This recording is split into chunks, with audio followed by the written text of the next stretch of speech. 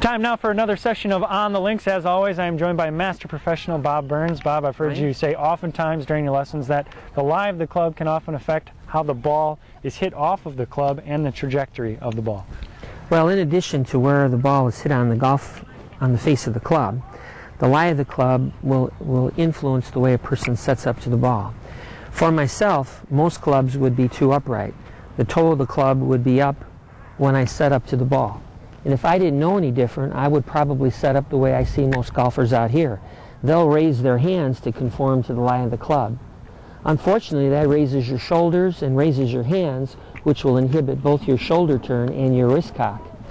If I'm setting up correctly, I'm bending forward from the hips with my posterior out. When I go back, my upper body coils and my wrists break. So I have to have the proper position setting up, so that when I go back, I can cock my wrists and rotate my forearms when I swing through.